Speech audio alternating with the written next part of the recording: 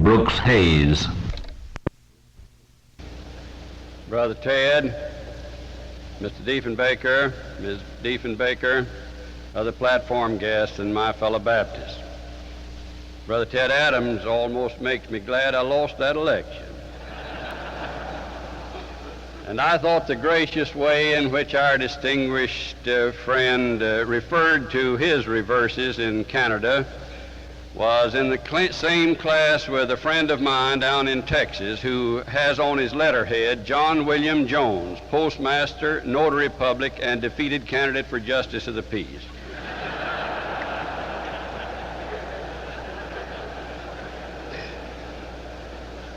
But, Mr. Prime Minister, I think that they could not have given you better platform guests than Harold Stassen and myself to make you feel congenial and quite at home.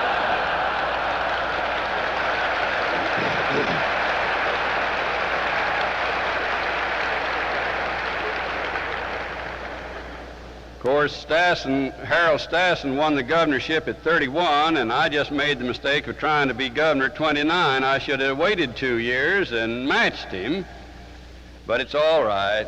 I tell young friends in college that they should never equate success with the ability to get more votes than someone else. I'm committed to that philosophy, and I'll stand on it. And as a matter of fact, in this situation that Ted so graciously referred to, I can think of only one occasion when I had any pangs of sorrow or regret. I had conceded the election at midnight, got my 12 hours sleep, came down to breakfast the next morning, and my wife brought my favorite cereal, put in front of me. I said, I can't eat this cereal. She said, why can't you eat the cereal? I said, it's the breakfast of champions.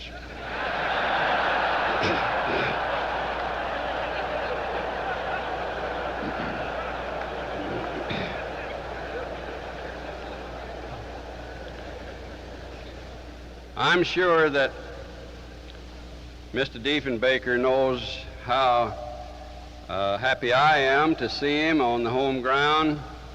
It's a long friendship that we've enjoyed, and he will recall some of the circumstances of the trip that Frank Coughlin and I made to Canada. I intend to refer to it a bit more specifically in a moment. But coming back through Toronto, something took place that he doesn't know about. He had told me he'd call me the next day, and he had a little matter to wind up that he couldn't attend to that day, and so he said, I'll reach you over the phone in Toronto. He was then the Prime Minister. So I told the Secretary of the meeting of the Chamber of Commerce, the Board of Directors in Toronto, that I would be getting a call from the Prime Minister. And I said, just come in and hand me a little note. But she didn't do that. In the presence of these potentates of industry and captains of commerce, she walks in and announces, Mr. Hayes, the Prime Minister, is on the phone. And I walked to the door, and I could feel the tension, and I could tell that they were silently impressed, and I said, gentlemen, I told her to do it that way. And the chairman said, yes, and you sure can count on our being impressed. What they didn't know was that it had nothing to do with Canadian-United States relations. It just had to do with the Baptist meeting. That was all. But I do welcome him and Mrs. Diefenbaker, fellow Baptists, and I know I speak for you. I just conveyed to him the warm greetings of the President of the United States. It was orally conveyed to me yesterday over the phone. And then in a moment I will read you a letter from the President. I was glad Ted finally got me identified as a professor. I want all of you to be at ease now, and you don't have to call me professor, but I am a professor and having a good time. You might wonder why I left the White House job. Well, to tell you the truth, the pressure of having to turn the lights off was just making a neurotic out of me.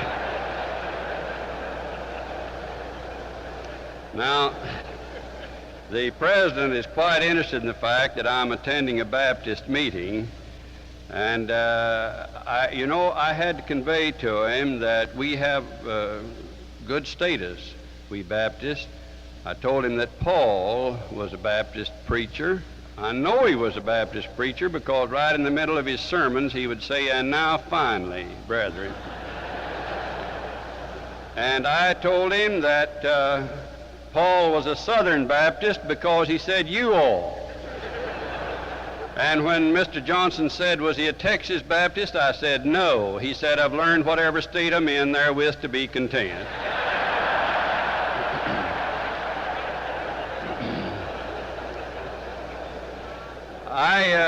I had pretty good authority. I had pretty good standing as a Bible authority at the White House until someone told the president something that happened some time ago, and unfortunately it was a fact. I'd had breakfast with Dr. Ernest Griffith of the Library of Congress, and he told me that the night before our fellow Baptist, Mr. Truman, had addressed his Sunday school class in their annual banquet. And he said, "Brooks," he talked about his two favorite passages in the Bible, Matthew 5th chapter, and I said the Sermon on the Mount, yes. He said, and 20th chapter of Exodus.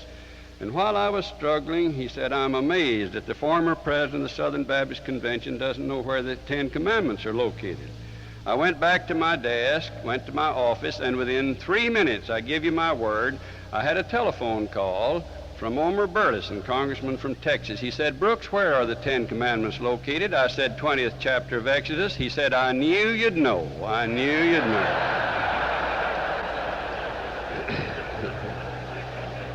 Well, I don't trust myself to start reminiscing, and I really do need my little wife here. She sent a card up to me the other evening. It just had one little word on it, K-I-S-S, and I thought, isn't that sweet? She sent me a kiss before I speak, and then I looked, and in smaller letters it said, "Keep it short, stupid."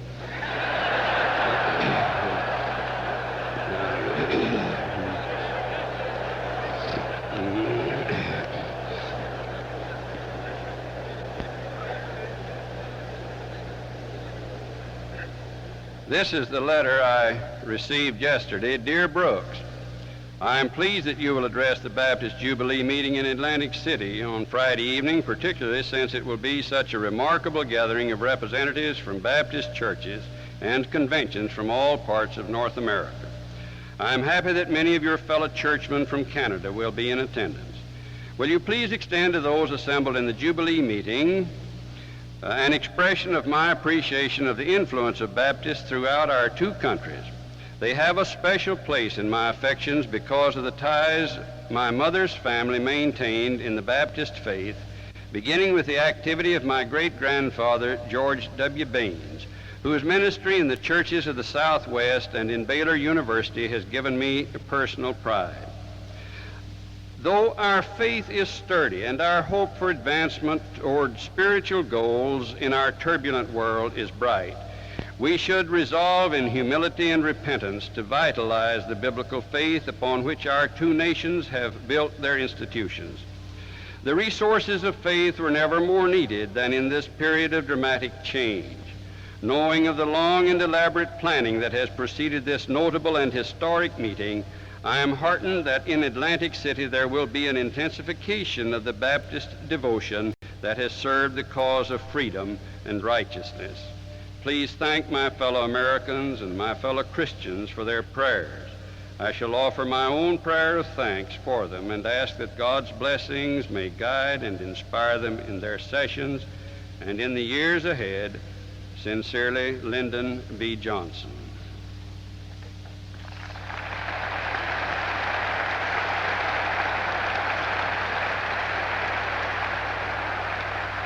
As I have said, it is a high honor to share the platform with our distinguished guest. One of my exciting assignments as a congressman was to journey to Canada in company with another Baptist, Frank Coffin of Maine, to confer with Prime Minister Diefenbaker and others regarding Canada-U.S. relations. His cooperation and graciousness greatly impressed us, and we were happy when later, in an address at Middletown, Connecticut, he endorsed our principal recommendations. We three Baptists in Ottawa, working on the problem of improved relations between our countries, kept our Baptist affiliation in the background. But I like to think that the task was made easier because our religious experience had helped us with the disciplines of discussion and procedure. With the longest border and the greatest volume of trade and traffic between Canada and the United States of any two countries in the world, it is only natural that the two countries should be confronted with numerous and often very knotty problems. It is, however, to the credit of both that we have generally been able to resolve our differences in a friendly and equitable manner. Our relations, indeed, are so close that most problems are worked out quietly and efficiently by such organizations as the International Joint Commission, the Permanent Joint Board on Defense, or simply by consultation between responsible officials of the two countries, and seldom come to the attention of the public. With goodwill and understanding on both sides, we have every reason to believe that over the years the ties of friendship between Canada and the United States will be maintained and strengthened. And I should like publicly to thank the former Prime Minister for what he has said on this platform regarding the moral content in some of the policies of our two nations and the hopes that he has as a Christian for their fulfillment. It is in keeping with our Baptist traditions that the importance of political government be acknowledged and the necessity of penetrating our social environment be emphasized. In the great decisions of the past, we accepted involvement, even while we adhered to the firm principle of separation of the powers of church and state. To us, however, the Commonwealth is a workshop. Its changing forms challenge our imagination. Like the sons of Issachar, we seek an understanding of our times. The great absolutes of love and justice and freedom are in our keeping, and we must with firmness raise prophetic voices that the citizen and the statesman will be sure to hear. Our little systems have their day. They have their day and cease to be. They are but broken lights of thee, and thou, O God, art more than they. We Baptists have made some historic decisions in the past, some of which involved the relationship of religion to human government. Even those decisions which appeared to be confined to our institutional life, such as launching foreign mission programs, projected our forces into world affairs in a way that impinges upon the problems of colonialism, economic development, and multilateral arrangements for peace. Scarcely a meeting pertaining to missions is held by Baptists, but that we confront the necessity for forming judgments as to the policies of many governments affecting our religious activity. The decisions to launch other programs have also put strains upon our internal organization. But grievous though the resulting fragmentations were, the strains were never fatal, nor the defections substantial. Organized Baptist work by our respective bodies has continued with impressiveness. Today, with new issues, some of global dimensions awaiting determination, we must profit by the experiences of the past and resolve not to retreat from responsibility for the handling of severe problems of our distraught world. Those of other faith, the sheep not of our fold, bring into political fellowship resources which serve the cause of religious freedom that is so precious to us. Any damage to that fellowship on the governmental side of the wall of separation would weaken our defense of freedom. The motivations of both freedom and love should sensitize us in the world councils of state to the feelings of our non-Christian fellow citizens, particularly those of Jewish faith who have shared heroically in our struggle for complete religious liberty. I was passing through Talbotton, Georgia recently. I asked the driver of the car to stop. He said, "Why do you want to stop here?" I said, "Because in 1858, a little family by the name of Strauss settled here. There were 3 boys in that family, Isidore, Nathan, and Oscar. They were aged 13, 11, and 8. And because there was no synagogue in the town, the father sent them to a Baptist Sunday school, seeking religious nourishment for his boys. We must have influenced them. They all became great men, distinguished businessmen. Oscar became a diplomat, ambassador to Turkey. And when a great biography of Roger Williams was written, one of the great ones, it was written not by a Baptist, but by Oscar Strauss, the Jew. And when he went down on the Titanic, his devoted wife in his arms, they had lived together. She refused in life, she refused to leave him in death. The whole world mourned. And I never see a Jew bearing the name Roger Strauss as his first son bore that distinguished name, but that I raise my chin in pride that Baptists have Jewish allies in this struggle for religious liberty. The truce which Edmund Burke asked the churches to maintain in the midst of fierce political ambitions may indeed be a wise injunction for North Americans. I'm speaking, of course, of the beautiful idea of our beloved church supplying a shelter for us, those of different political faiths, and not allowing our congeniality to be marred.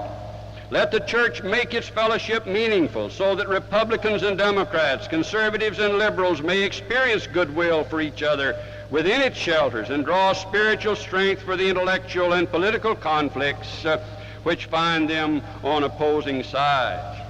But this can be done without silencing the prophetic voices which the agencies of the church are mandated to keep strong and powerful. In this struggle, we're sometimes in the company of those who do not share all of our distinctive views.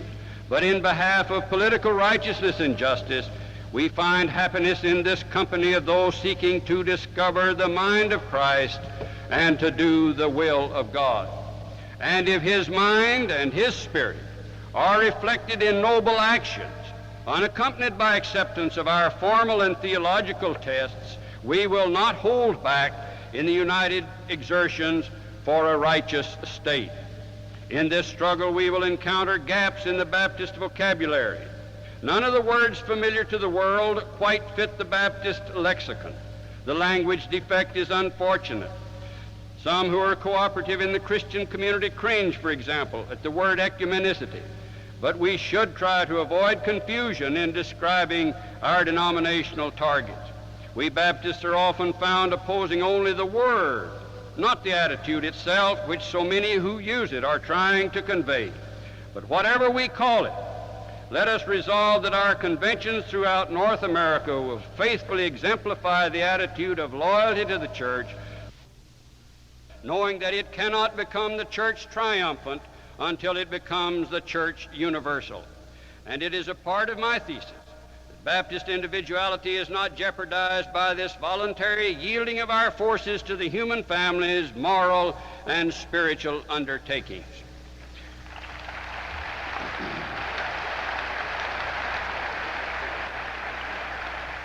By what means is our influence to be applied in the realm of government? There are many appropriate ways for this to be done.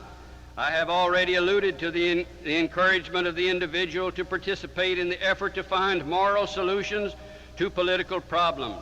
This is probably the first and foremost instrument of power, the individual's dedication, sending the sons and daughters of the church into the political arena as citizen voters, and even on occasion as professional leaders in the art of politics. Second, we can generously support the agencies that represent us in specialized fields, such as the Joint Commission on Public Affairs, and the ratification, the endorsement that this dedicated group has received certainly is reassuring to all of us. And then the various commissions on social concern, known of course as the Christian Life Commission in my convention. The racial conflict is our greatest challenge. It has been said that there are just two groups, men of hate and men of love. But there is a third group, men of indifference. We are a divided people in this land, and sometimes I fear we are outnumbered not by men of hate, but by men of indifference, lacking a sense of urgency regarding the tragic racial cleavages in Christian society. The divisions because of color are more disturbing than those pertaining to doctrine. The Negro Baptist brethren who rely upon the white man's friendship and concern are now viewed by some of their own race as betrayers, and our postponement of certain steps to alleviate the minority's suffering is adding to their embarrassment. If the black Muslims' attack upon the Christian gospel stirs us to a consciousness of our neglect, it may serve us well. But the issue is critical. We cannot wish it away from our doorstep, nor the Negro's doorstep. The easing of tensions will come with a fuller application of the principles I have tried to enunciate in this statement.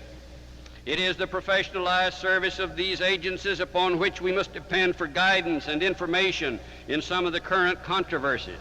This is not to pursue the function of lobbying in its ordinary sense as a denominational activity, although the sentiment we generate through these agencies will have an impact on public policy as it should. What I am suggesting is that in determining our Christian duty in civil affairs, we need the help of our trained and sensitive fellow Christians who preside over these agencies. Further, it is imperative that we maintain uninhibited and unimpaired the independence of the pulpit. No economic, social, or political pressures ought ever to be applied to the minister to silence the utterances that his conscience inspires. And a good example for the layman is that of the deacon who said, "Pastor, I did not like your sermon, but I'm afraid that Jesus did." Americans and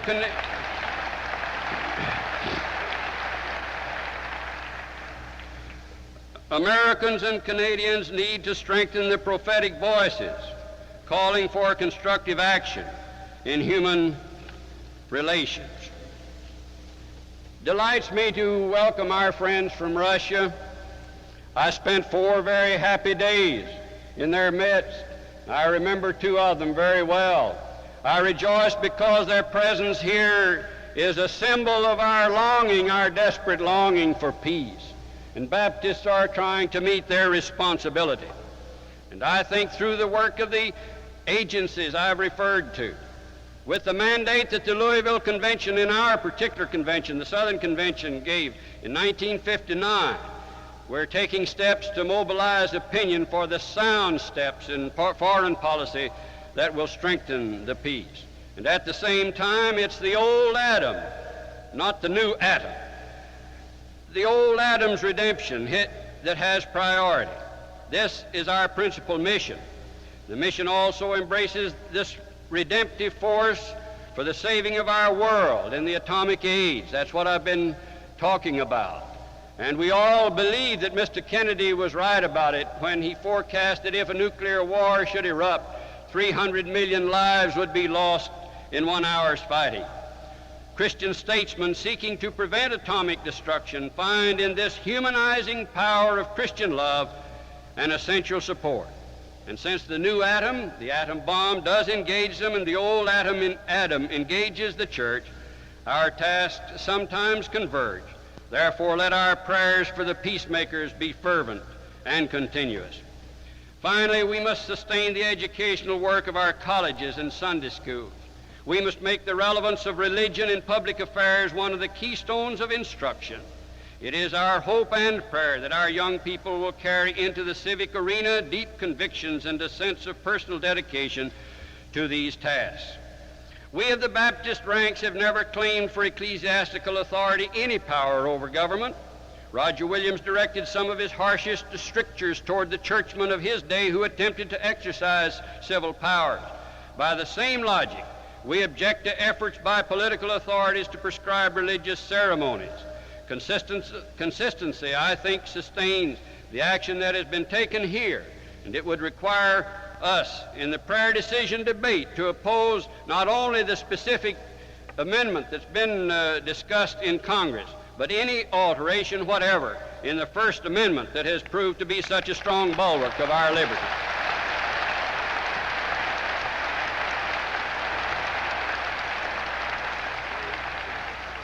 Still, the dialogue should continue.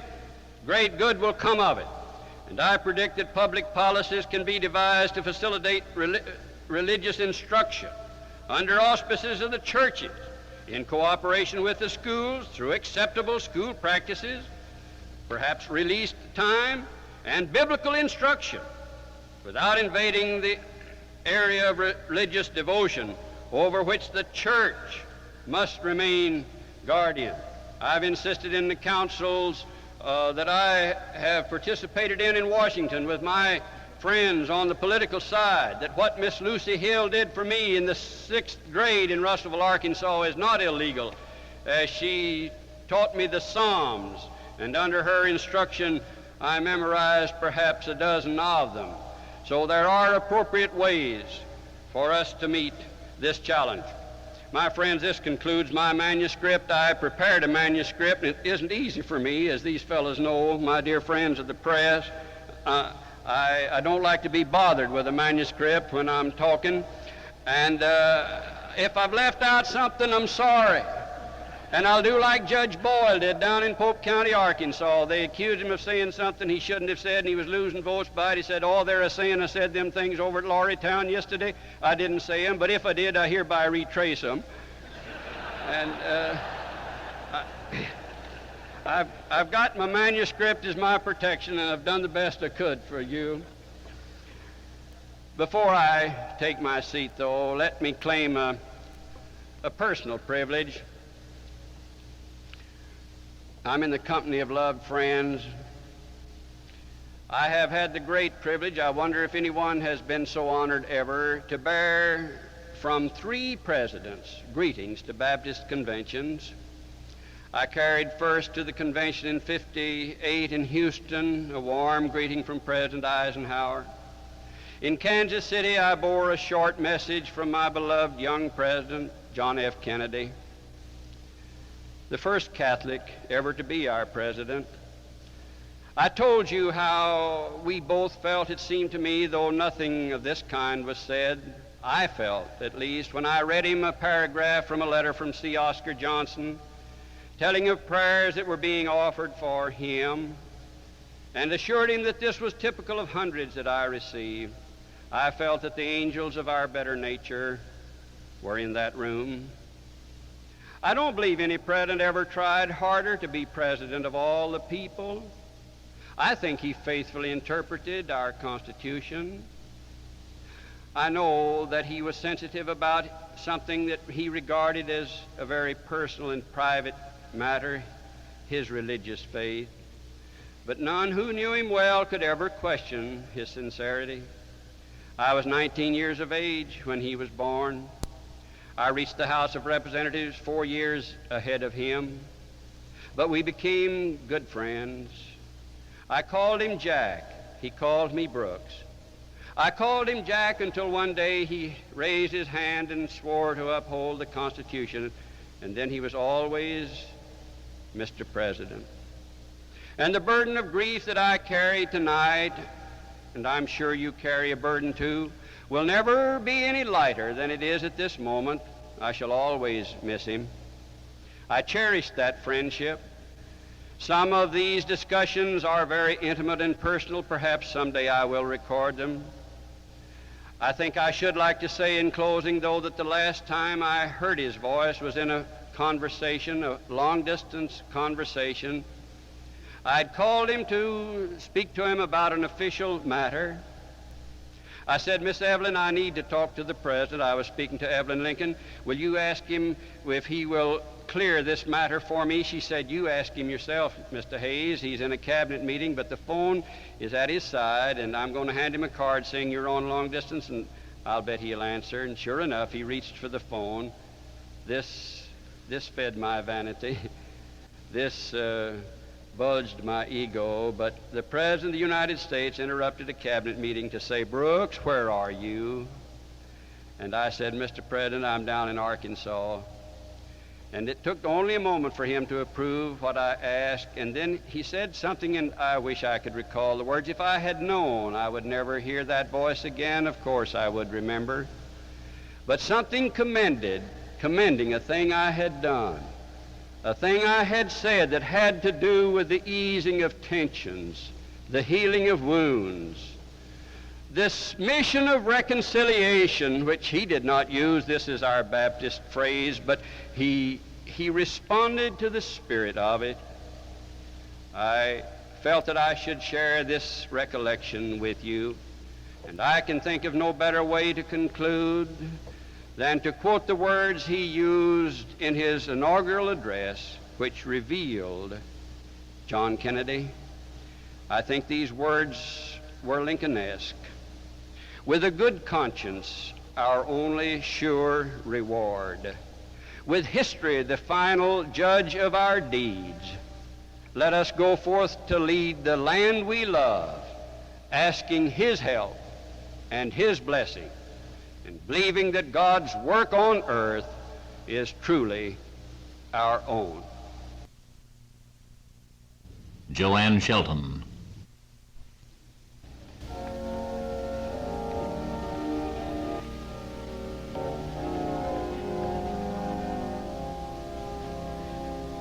One day when heaven was full of his praises, one day when sin was as black as could be, Jesus came forth to be born of a virgin, dwelt among men, my example is he.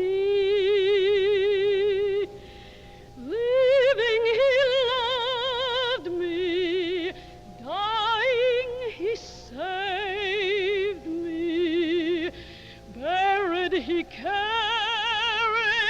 my sins far away, rising he justified freely forever.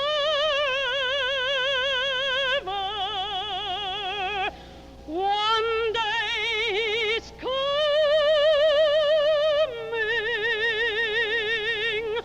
oh glorious day.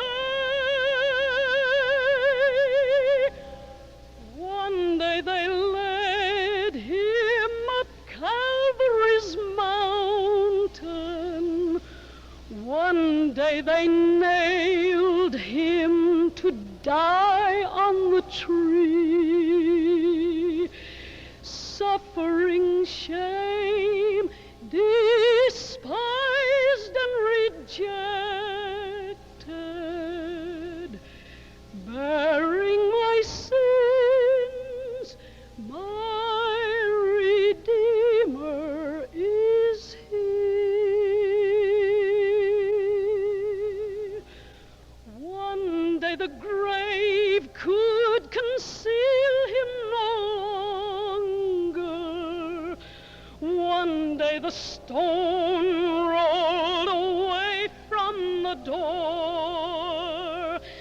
Then he arose, over death he had conquered. Now is ascended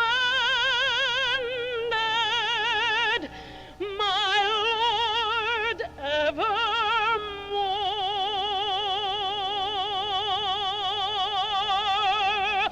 Living he loved me, dying he saved me, buried he carried my sins far away, rising he justified freely forever.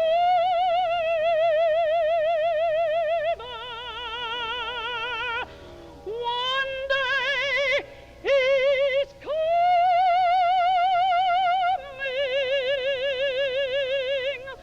oh glorious day.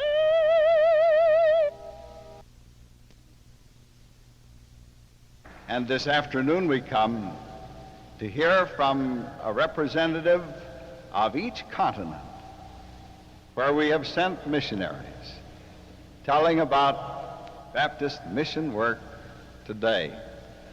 In charge of the program now will be Dr. V. Carney Hargroves, a Vice President of the Baptist World Alliance, and he will introduce the panel and conduct this missionary presentation. Dr. Hargroves.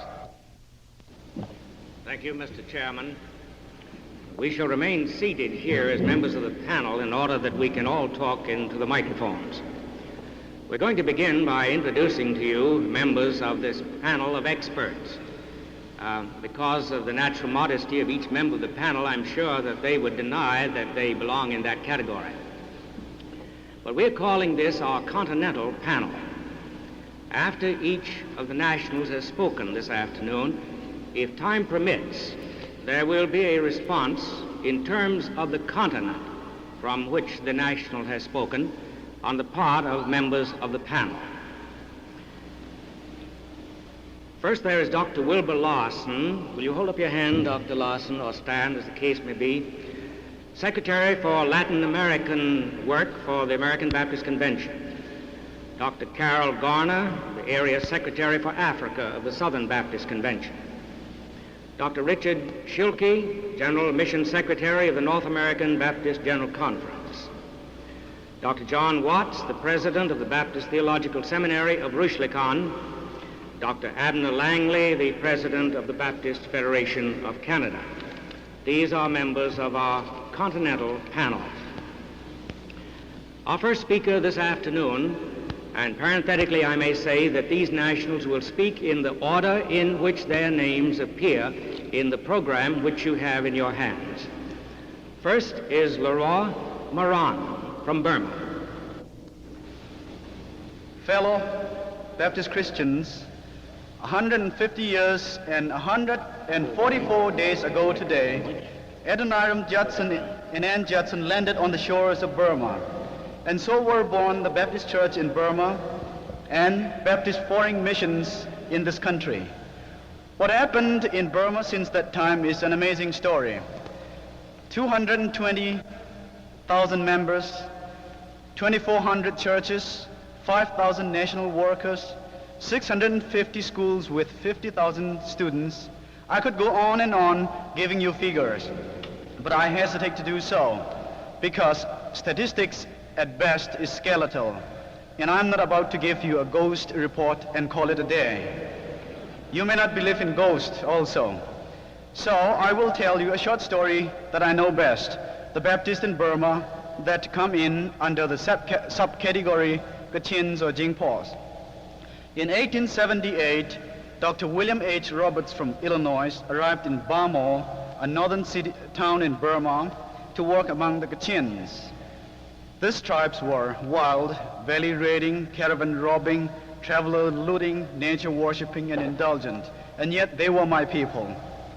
It was said that among this mountain-dwelling comrades in evil, my grandfather stood out as chief and leader, always a gun across his shoulder, a spear in one hand, a saber in the other. He was mighty proud of the fact that he was a good marksman. A veteran of the American Civil War, Dr. Roberts turned out to be better than my grandfather in the art of marksmanship. This shook the self-confidence of my grandfather to the very foundations, very roots. So my grandfather picked up an overwhelming admiration for Dr. Roberts, and after some time he also decided he would give the white man's religion a try. And so in March 1882, the original group of 7 Kachin converts were baptized, and history found my grandfather dutifully and proudly taking his place together with 5 other relatives. And bless his soul, he didn't forget my grandmother. And thus began the Baptist Church among the Kachins. Rather frequently in life, I stop to think of what might have happened if grandfather decided to take into the woods rather than giving the white man's religion a try. Surely I would not be speaking to you today on your soil in your own tongue. There must have been some divine design behind my grandfather's decision that day. What happened afterwards? Looking back now, I see my father, who became an orphan at the age of 5, but grew up with faith and confidence that adverse circumstances could not falter. He became principal of a Baptist mission school next door to Gordon Seagreaves Burma Hospital for 25 years. And in 1951, when the Kachin Baptist Convention was formed, he was called to be the first General Secretary. and today he is in charge of Dr. Roberts' own church in Barmore. What of the children? Asked children.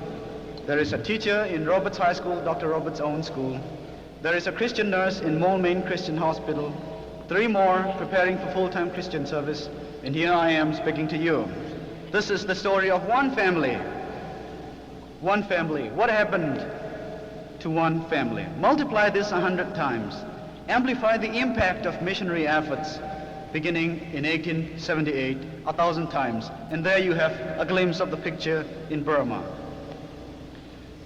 In 1952, the Kachin Baptist started mission work among the Nagas in Indian border.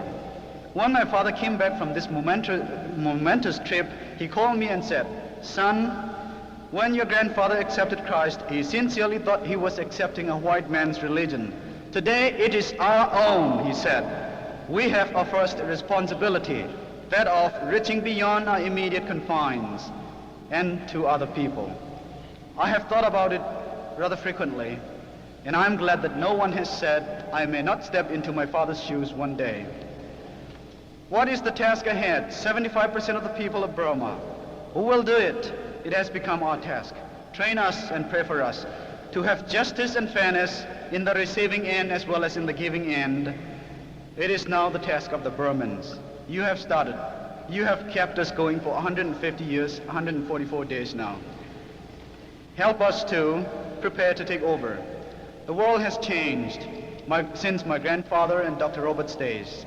The winds of change have relentlessly pursued, engulfed, destroyed, remodeled, and given new challenge to every established institution of man. At a time when materialistic concepts encroach and invade the foundations of our belief, at a time when the spirit of nationalism leaves our minds seething and twisting with a desire to free ourselves from ignorance, poverty, disease, and unpleasant history, our part of the world is turbulent indeed. A religion based on materialistic concept appears to be the order of the day, and so, where will a life based on the eternal truths of our faith stand without seemingly betraying the needs and suffering of our own people? We must add a new dimension to the meeting of this challenge. Let us realize once and for all that there is really no substitute for trained native leadership. In their hands lies the shaping of the next destiny. Let us constantly pray and work together for trained and inspired leadership in Asia. Thank you, one and all.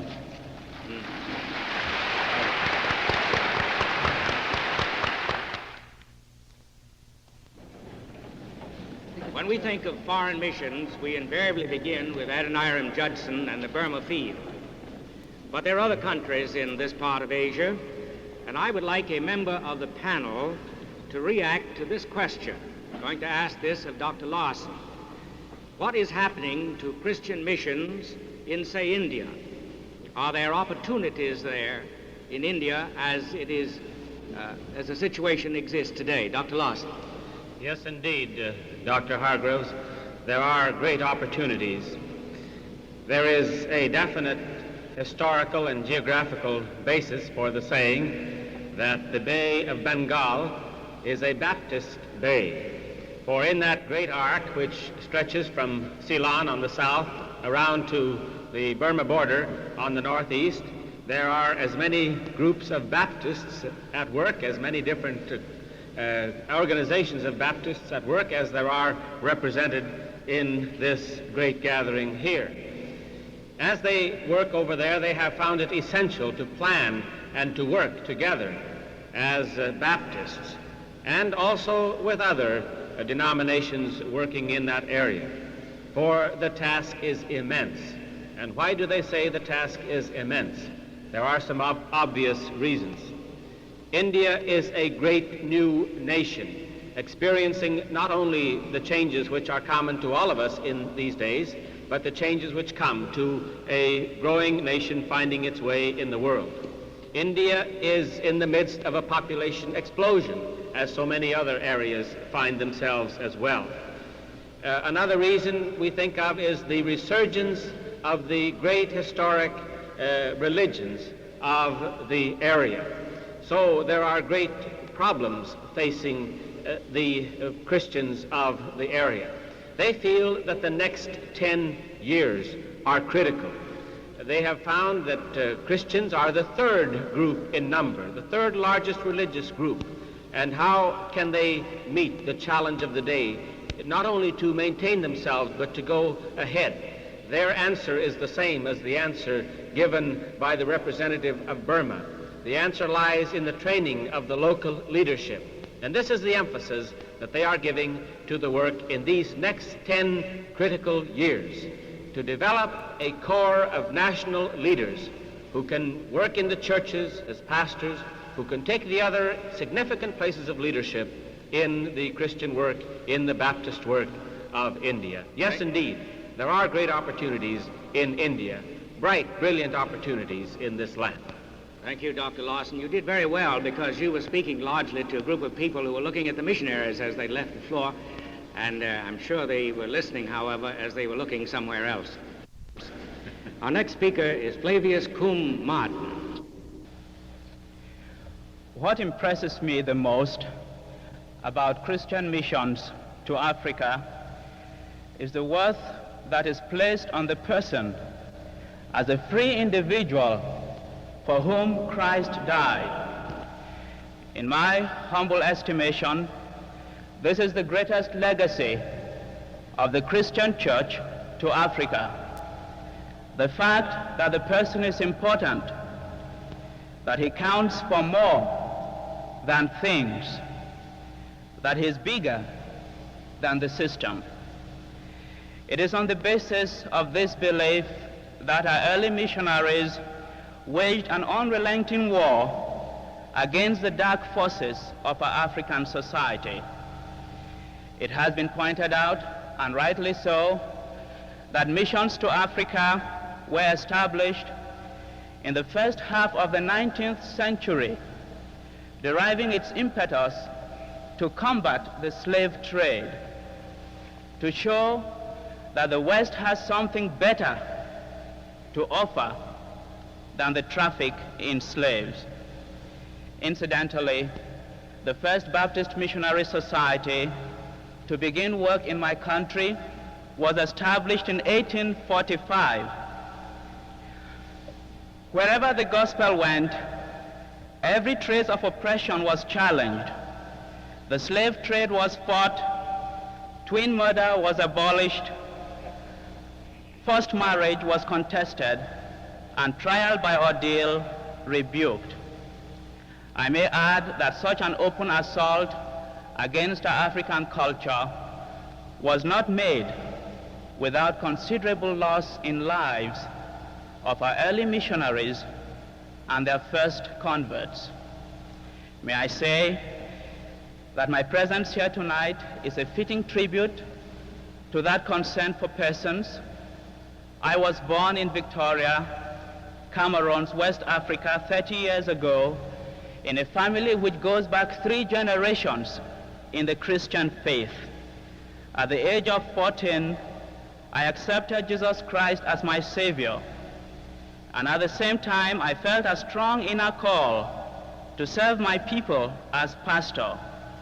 It was not until I was 25 that I took my call seriously. Missionaries rose to my cry, and I was sent to this country to prepare for my ministry at home. Next week, I shall be going home, and I shall become a pastor among my own people. What is my deepest impression in this country is the fact that among my brethren here, or your brethren, I have been accepted as an equal and as a partner in Jesus Christ. And this would remain my most lasting impression of the brethren here. If you ask me what is our task in Africa today, I should say that it remains the same as before. It is to ensure the freedom of the individual in Christ, no more, no less. To help the African to discover himself in the newness of Christ, to serve God as a new and free being, and to serve all mankind.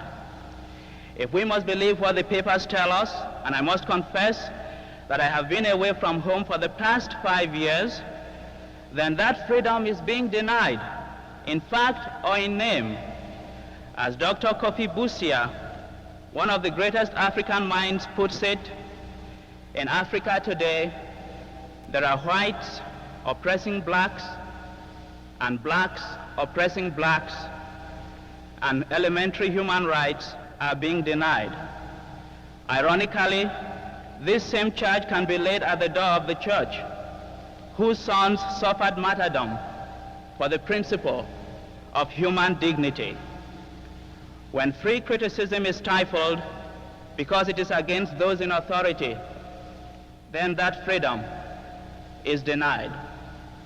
When education is withheld because knowledge might lead to self-discovery, and self-discovery rebellion, then that freedom is denied.